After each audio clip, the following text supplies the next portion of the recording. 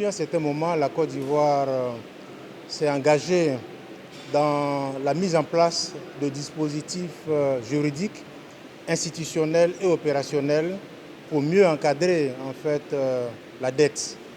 Et donc le texte qui vient d'être adopté s'inscrit dans le cadre justement des réformes juridiques que nous avons engagées. J'ai noté qu'il y a plusieurs arrêtés, plusieurs tests qui avaient été pris précédemment. Et donc il était important, compte tenu de l'évolution de ce qui se passe au niveau international en matière de mécanismes de financement, notamment les eurobonds et les opportunités qui existent en matière de financement climatique et les financements avec label environnement, social et gouvernement, qu'il était important donc d'avoir un texte unique couvrant l'ensemble des aspects liés à la politique d'endettement, liés également à la stratégie de gestion de la dette, mais également tout ce qui concerne l'évaluation des politiques d'endettement. Je voudrais dire très clairement qu'il y a eu certainement mauvaise interprétation du texte qui a été adopté par le Conseil des ministres la semaine dernière, à savoir la facilité africaine de soutien juridique. Cette facilité a été créée depuis bien longtemps, depuis 1998, et la Côte d'Ivoire avait adhéré déjà à cette facilité. Ce qui a été fait récemment, c'est la ratification de cela. Pourquoi on l'a ratifié? On l'a ratifié parce que, je l'ai dit, il y a beaucoup d'opportunités de financement qui existent aujourd'hui. Et la Côte d'Ivoire, comme vous le savez, développe beaucoup de chantiers dans le secteur minier, dans le secteur pétrolier. Les projets de partenariat public-privé sont nombreux.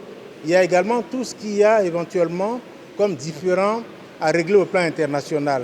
Donc nous avons adhéré à cette facilité pour deux raisons principales. La première, c'est de pouvoir participer aux instances de gouvernance du fonds, de cette facilité.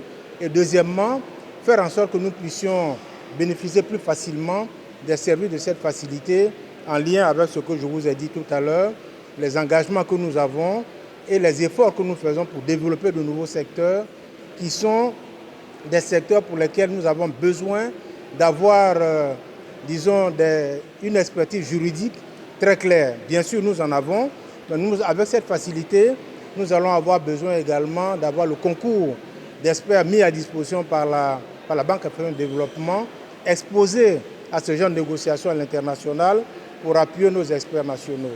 Voilà ce que je voulais dire. La Côte d'Ivoire n'est pas du tout un pays pauvre, très endetté. On n'est pas un pays pauvre parce que nous sommes un pays à revenus intermédiaires. Et cela, vous pouvez le voir, vous pouvez le constater dans tous les rapports qui existent. Nous ne sommes pas non plus un pays très endetté parce que nous avons un risque d'endettement modéré et cela est visible dans tous les rapports qui existent. La dernière mission du Fonds monétaire international a sorti d'un communiqué, a montré très clairement que notre risque d'endettement est modéré. Donc tous ces débats qui ont lieu, à mon avis, ne devraient pas avoir lieu.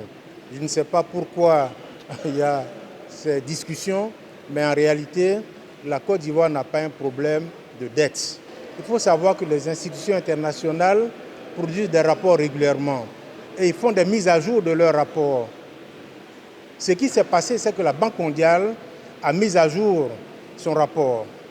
Quand ils ont mis à jour le rapport, ils ont ajouté le dernier pays en fait, qui a adhéré à l'initiative PPTE, c'est la Somalie. Ça a été révisé pour ajouter la Somalie. En même temps, on a repris la liste de tous les pays qui ont bénéficié de l'initiative PPTE. La Côte d'Ivoire, depuis 2012, n'est plus dans ces questions. Donc on l'a mentionné simplement comme étant un pays ayant bénéficié de cette initiative. Ça ne peut pas dire que nous sommes aujourd'hui PPTE. Donc vraiment, il faudrait que vous qui nous écoutez, vous soyez très clairs sur la question. Maintenant, votre deuxième préoccupation, à savoir, est-ce qu'il y a des dispositifs qui existent pour que la population participe à l'épargne nationale pour pouvoir contribuer aux efforts de développement? Oui, c'est ce qui est souhaité. C'est ce qui est souhaité. C'est pour cela qu'il y a des facilités qui sont faites avec les émissions qui sont faites par le Trésor public. Tout le monde peut en fait souscrire à ces émissions. Il y a également des possibilités de pouvoir souscrire à des produits nouveaux qui existent au niveau de la caisse de dépôt et de consignation. Ils ont des produits auxquels la population peut souscrire, la population ordinaire peut souscrire. Et en souscrivant, vous contribuez en fait à financer les efforts de développement au niveau national.